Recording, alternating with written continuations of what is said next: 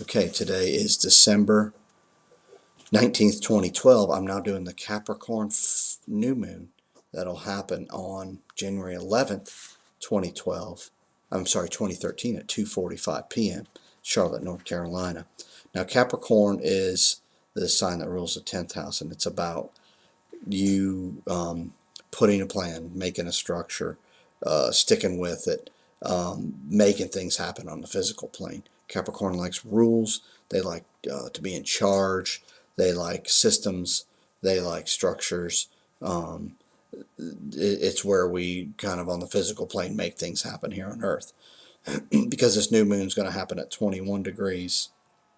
I want you to find that in your chart, 21 degrees Capricorn, and find where that's going to be in by house, and then really hone in your life and focus in on that point. Remember, in a new moon, we want to, because the sun and moon are together, put out in the universe, say we're ready by house, wherever Capricorn 21 degrees falls, to manifest. And what happens is the universe kind of gives you feelings that overcome you, and you come to understandings that are going to maybe not make sense at the time, but you write those down and let the universe have them. Keep them in present tense. Don't put them in past tense or in the future.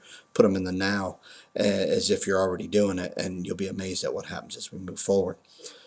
Capricorn is the opposite sign that the moon rules of Cancer, so it's an interesting placement where maybe the emotions aren't as high or as maybe readily available, but that's okay, because Capricorn ruled by Saturn is very dutiful. So make sure you take the time to manifest. I think you'll like where it takes you and what can come of it. Also in Capricorn at the time of this new moon, we're going to have Venus, Pluto, and Mercury with the sun and moon. So we're going to have 5 planets here. That's going to be a lot going on in the Capricorn, sign of Capricorn. So a lot of the structures, you're going to find a lot of things very interesting around this moon, as Pluto rules death and rebirth. It also rules hidden. Venus likes to have ease and beauty, and Mercury is a communicator. So I think what's going to happen here with the sun and moon also there, a few of these planets don't do well at all. The moon and Venus don't do well at all in Capricorn. So the ease and the emotions and the beauty probably aren't going to be shown as much as the death and rebirth, and then that high energy of Mercury coming in, wanting to know, got to figure it out, and then the sun, of course, trying to shine a light on what Pluto's revealing from the depths. I think it's going to be a very interesting time around the 11th. So I'd keep my eyes wide open.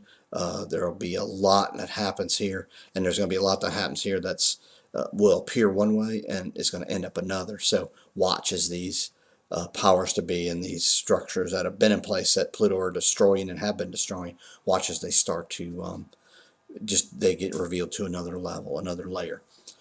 This thing's been frustrating for a lot of people, but Pluto's been in Capricorn since 2009, and Pluto doesn't like reveal everything in an instant, because it moves so slow. So it's since 2009. Think of all that's gone on. Late 2008, 2009. Think about the banking issues in late 2008.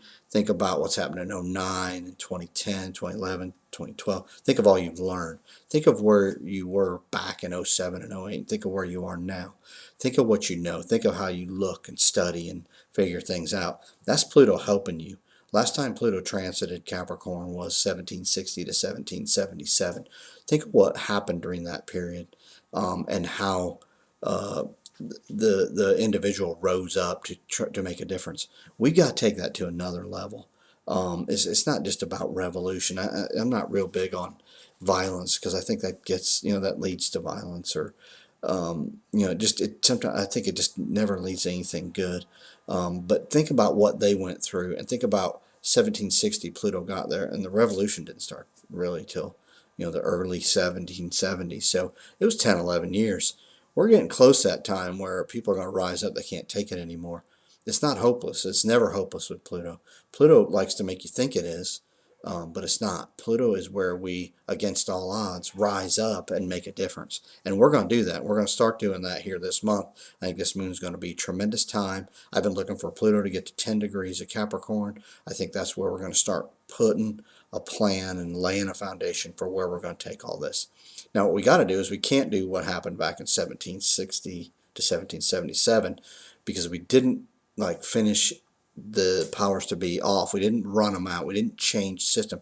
We let them stay to a degree. We can't do that this time. We got to make it better. So if we all as individuals dig deep, whatever we resonate with, research, study, speak our mind, talk about what we believe, and get our messages out as as individuals, you're going to start resonating with what you need. And that's what Pluto's about, okay?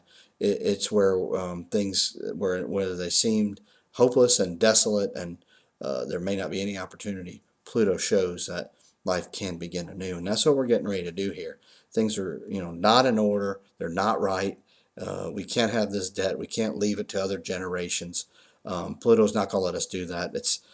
Pluto says you got to get in a rhythm with the nature, get in rhythm with the universe, and you have to be timeless. You have to work in a way that works not only today, but will work in a week from now, a year from now, 100 years from now, 1,000 years from now, as it would have worked 1,000 years ago.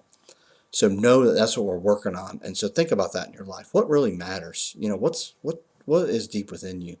What comes up when you're in your own time? What do you do in your own time? Those are things that where Pluto kind of lives when nobody's looking. So know that we can work on that and really get that going, okay? I also want you to remember that as we're going forward 83 to 85 with the eclipse points in Scorpio and Taurus, North Node, where we allow room for the universe to bring us something. Saturn's also there. So if we do some work, Pluto rules Scorpio, we do some work on the hidden from within us, what we're afraid of, what we know, what we believe, what we're drawn to, what really makes us tick. If we do some work there, I think the eclipses are going to help us in this next year and a half. I want to take this moon and really manifest from a perspective that we want to bring things to the surface and bring things out that the physical plane can then do and operate with from our perspective that we know needs to be. Ways of life, understanding, just systems that can really make a difference, but make a difference for all and that are timeless. Take this moon. I hope you do that. And man, I wish you the best. Today's the 19th. On the 21st in 2 days. Good. I wish you all the best of luck. I hope that you open to the time that we're going to walk into of the universe throwing us every bit of energy that it has and awakening us from within. And we take that and we make this another make what we know and believe a 26,000 year system that we put in place that's good for all. Good luck to you and happy holidays.